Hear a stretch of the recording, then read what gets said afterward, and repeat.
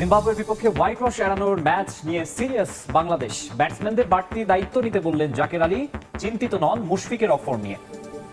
দলে তো উনি একা খেলতেছেন না, উনারই যে রান করতে হবে, এটা তো সবারই করতে হবে। হয়তো উনি করতেছেন না, ইটস ফাইন, যে কোনো কারোর সাথেই হতে পারে। অ্যাটলিস্ট রান না করলেও ওই ফাইটটা শো করতে হবে। মুনাফার জন্য এফডি ট্রান্সফারে কোনো সমস্যা দেখছেন না যুব ও ক্রীড়া উপদেষ্টা। অন্য ব্যাংকে টাকা সরানোতে নিয়মের ব্যত্যয় না হলেও ছিল প্রক্রিয়াগত ভুল, মন্তব্য মাহবুব আনামের। আম্পায়ারের সিদ্ধান্তে অসন্তোষ প্রকাশ করায় আবারও শাস্তি তাওহিদ হৃদয়ের, পেলেন এক ডিমেরিট পয়েন্ট। আবাহনীর বিপক্ষে ডিপিএল শিরোপা নির্ধারণী ম্যাচ খেলা নিয়ে শঙ্কা। প্রিমিয়ার লিগ ফুটবলে 10 জনের মোহামেডানকেও হারাতে পারল না আবাহনী। অমীমাংসিতভাবেই শেষ হলো ঢাকা ডার্বি। 4 ম্যাচ পর জয়ের দেখা পেল ব্রাদার্স ইউনিয়ন। এবং কিছুক্ষণ পর কোপা দেল রের ফাইনাল। এল ক্লাসিকোর আগে রেফারি বিতর্ক নিয়ে উত্তাপ। ট্রেবলের স্বপ্ন বাঁচিয়ে রাখতে চায় বার্সেলোনা, প্রতিশোধের মিশন রিয়ালের। বাংলাদেশ জিম্বাবুয়ে টেস্ট প্রসঙ্গ।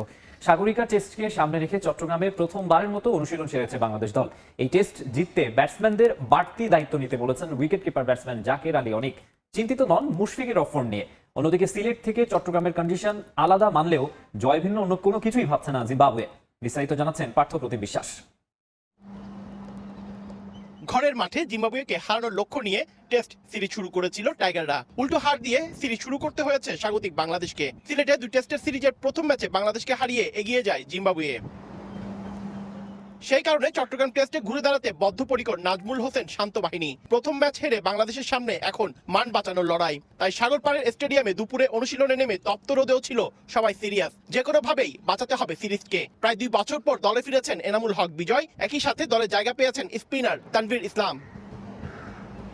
সিলেটে ব্যাটে বলে নতুন বলের পারফরমেন্স ভুগিয়েছে দলকে। টপ অর্ডার ব্যাটসম্যানরা পারেনি দলকে ভালো শুরু এনে দিতে, পেসাররা পারেনি কোনো ইনিংসে দ্রুত উইকেট নিতে। তবে টপ অর্ডারের ভোগান্তি এখন সবচেয়ে বেশি দৃশ্যমান। প্রায় 3 বছর ধরে উদ্বোধনী জুটিতে 17 রান পায় না বাংলাদেশ। সবশেষ 13 ইনিংসে 50 রানের জুটিও করতে পারেনি ওপেনাররা। ঘুরে দাঁড়ানোর অভিযানে তাই টপ অর্ডার ব্যাটসম্যানদের বড় দায়িত্ব নিতে হবে বলে সংবাদ সম্মেলনে এসে উইকেট কিপার ও ব্যাটসম্যান জাকের আলী অনিক জানান, আমরা ব্যাটিংয়ে স্ট্রাগল করছি।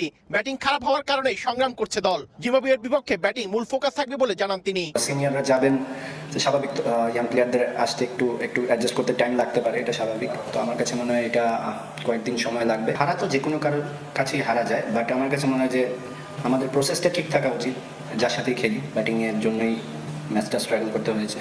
সো অবশ্যই ফোকাস থাকবে যেন ব্যাটিংটা ভালো হয়। সংবাদ সম্মেলনে মুশফিকের সাম্প্রতিক সময়ের ফর্মহীনতা নিয়েও উঠে কথা। তবে মুশফিক সবসময় একাই রান করবেন এমনটা না, সবারই রান করতে হবে বলেও মন্তব্য করেন ডানহাতি এই ব্যাটসম্যান। দলে তো উনি একা খেলতেছেন না, উনারই যে রান করতে হবে, এটা তো সবারই করতে হবে। হয়তো উনি করতেছেন না, ইটস ফাইন, যে কোনো কারোর সাথেই হতে পারে। অ্যাটলিস্ট রান না করলেও ওই ফাইটটা শো করতে হবে। এদিকে প্রথম টেস্টে জিতে অনেকটা ফুরফুরে মেজাজে থাকা জিম্বাবুয়ে দলও সেরে নিয়েছে অনুশীলন। সিলেটের থেকে চট্টগ্রামের কন্ডিশন ভিন্ন, চ্যালেঞ্জ মেনে নিয়ে জয় ভিন্ন, অন্য কিছু ভাবছে না জিম্বাবুয়ে। আমরা জানি এই ম্যাচে বাংলাদেশ আমাদের উপর আরো দ্বিগুণ উদ্যমে চড়াও হবে। একদমই আশা করছি না যে এটা খুবই একটা সহজ ম্যাচ হবে। টেস্ট জেতাটা অনেক কঠিন। যদি জিততে চান তবে কঠোর পরিশ্রম করতে হবে। তবে আমরা আশাবাদী আগের ম্যাচের ফলাফলে ধরে রাখতে পারবো। সেই ম্যাচের ভুল ত্রুটিগুলো নিয়েও কাজ করা হচ্ছে। বাংলাদেশকে হোয়াইট ওয়াশ করতে চাই। চট্টগ্রামের বীরশ্রেষ্ঠ মতিউর রহমান স্টেডিয়ামে 28 এপ্রিল শুরু হবে দ্বিতীয় টেস্ট। বাংলাদেশ ক্রিকেট বোর্ডের এফডির টাকা অন্য ব্যাংকে সরানোর ক্ষেত্রে নিয়মের কোনো ব্যত্যয় না ঘটলেও প্রক্রিয়াগত ভুল ছিল বলে মনে করেন ফিনান্স কমিটির ভাইস চেয়ারম্যান মাহবুব আনাম। বেশিরভাগ সিদ্ধান্ত কমিটি পুনর্গঠনের আগে নেয়, এর কোনো কিছুই তার জানা ছিল না বলেও মন্তব্য করেছেন তিনি। তবে অভ্যন্তরীণ অডিট বিভাগের চূড়ান্ত অনুমোদন সাপেক্ষেই ফাইলে স্বাক্ষর করেছেন বলে জানিয়েছেন মাহবুব আনাম। বাংলাদেশ ক্রিকেট বোর্ডের স্থায়ী আমানতের খবর জানেন না এমন কেউ বাংলাদেশে আছেন বলে মনে হয় না। সাবেক প্রেসিডেন্ট নাজমুল হাসান পাপনের কল্যাণে 900 কোটি টাকার গল্প শোনেননি এরকম কেউই নেই। এবার সেই টাকা নিয়ে এই বিপাকে বোর্ড। বিসিবির দাবি 5 আগস্টের পর থেকে বোর্ডের আর্থিক বিষয়াদি নিজ হাতে তদারকি করছেন নতুন প্রেসিডেন্ট ফারুক আহমেদ। কোনো 9-6 যেন না হয় তাই নিজেই দেখাশোনা করছেন সমস্ত লেনদেন। সেই ধারাবাহিকতায় 250 কোটি টাকা কয়েকটি ব্যাংক থেকে ভিন্ন ভিন্ন ব্যাংকে সরিয়ে নেওয়া হয়। মূলত অতিরিক্ত ইন্টারেস্ট পাওয়ার কারণেই এই পরিবর্তন করা হয়েছে বলে বিবৃতি দিয়ে জানিয়েছে বোর্ড। তবে প্রশ্ন উঠছে সেখানেই, কারণ এই পুরো কার্যক্রমের ফাইলে ফিনান্স কমিটির চেয়ারম্যান এবং ভাইস চেয়ারম্যানের স্বাক্ষর থাকলেও তারা এসব সিদ্ধান্তের বিষয়ে আগে থেকে কিছুই জানতেন না বলে দাবি মাহবুব আনামের। মূলত অভ্যন্তরীণ অডিটের পর তাদের হাতে ফাইল আসায় আগে পিছিয়ে কিছু আর চিন্তা করেননি তারা। বিসিবির সকল পেমেন্ট পদ্ধতি, চেক, ব্যাংক ডকুমেন্ট মিনিমাম 2টো গ্রুপ থেকে সই হয়। একটা ম্যানেজমেন্ট গ্রুপ এবং আরেকটা BCB board directors group. So অডিটের পরে ম্যানেজমেন্ট গ্রুপ যখন এটা সই করে, তখন বিসিবির যারা ডিরেক্টর সই করার জন্য দায়িত্বপ্রাপ্ত হন তারা দেখেন যে এটা অডিটের থেকে পাস হয়েছে কিনা, তারপরেই তারা তাদের স্বাক্ষরটি করেন। এক ব্যাংক থেকে টাকা সরিয়ে অন্য ব্যাংকে টাকা রাখা আইনগতভাবে ভুল নয়, কিন্তু যে প্রক্রিয়ায় ঘটনাটি ঘটেছে প্রশ্ন উঠছে সেটা নিয়ে। তবে এই বিষয়ে কোনো দায় নিতে নারাজ ফিনান্স কমিটি, কারণ 25শে জানুয়ারি এই কমিটি গঠনের আগেই নাকি শেষ হয়েছিল সকল কার্যক্রম। জানুয়ারি 25 তারিখের বোর্ড মিটিংয়ে সিদ্ধান্ত হয়েছে। তার আগে এটা যে কমিটি ছিল না সব অবশ্যই সেটা আমাদের মাননীয় প্রেসিডেন্টের কাছেই বর্তায় বাই কনস্টিটিউশন।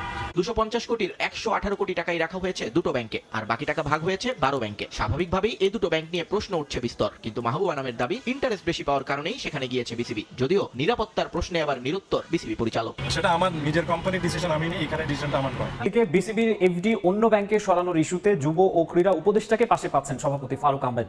আগের তুলনায় নতুন ব্যাংকে মুনাফা বেশি পাওয়ায় অর্থ ট্রান্সফারকে ইতিবাচকভাবে দেখছেন আসিফ মাহমুদ সজীব ভুইয়া।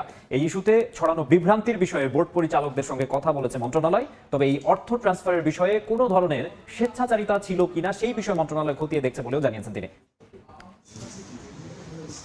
কারো অনুমতি ছাড়া বিসিবির অ্যাকাউন্ট থেকে 120 কোটি টাকা সরিয়েছেন বোর্ড সভাপতি ফারুক আহমেদ। একটি সংবাদ মাধ্যমের অর্থ সত্য তথ্যের ভিত্তিতে বিভ্রান্তি ছড়ানো হয় সামাজিক মাধ্যমে। বোর্ড সভাপতিকে হেয় করতে টার্গেট করে অতিরঞ্জিত তথ্য ছড়ানো হয় সামাজিক মাধ্যমে, যাতে ভক্তদের মাঝে সমালোচনার ঝড় ওঠে তাকে নিয়ে।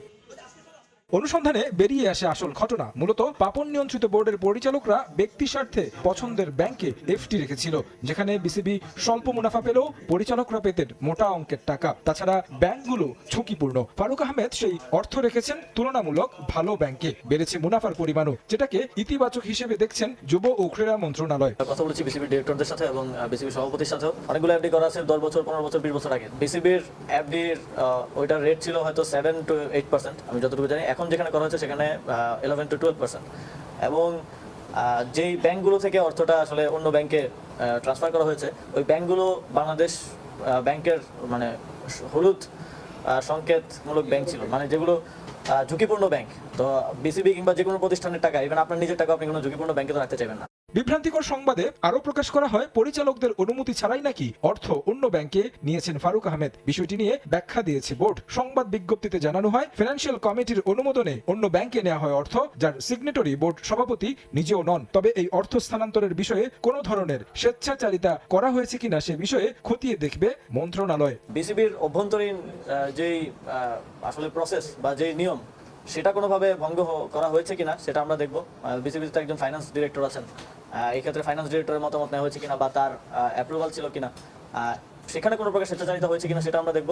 তবে অর্থটা এক ব্যাংক থেকে আরেক ব্যাংকে ট্রান্সফার করা কিংবা ঝুঁকিপূর্ণ ব্যাংক থেকে ট্রান্সফার করা, আমি বলবো যে এটা ভালো উদ্যোগ। সরকারি অন্য প্রতিষ্ঠানগুলোকেও ঝুঁকিপূর্ণ ব্যাংক থেকে অর্থ সরিয়ে ভালো ব্যাংকে রাখার পরামর্শ দিয়েছেন যুব ও ক্রীড়া উপদেষ্টা। ধরনের জটিলতা তারেক হাসান। ফিয়ারলেস লুকে এয়ারপোর্টে টাইগার সেন্সেশন নাহিদ রানা। গন্তব্য পাকিস্তান, লক্ষ্য পিএসএল এ গতির ঝড় তুলে প্রতিপক্ষের বুকের কাঁপন ধরানো।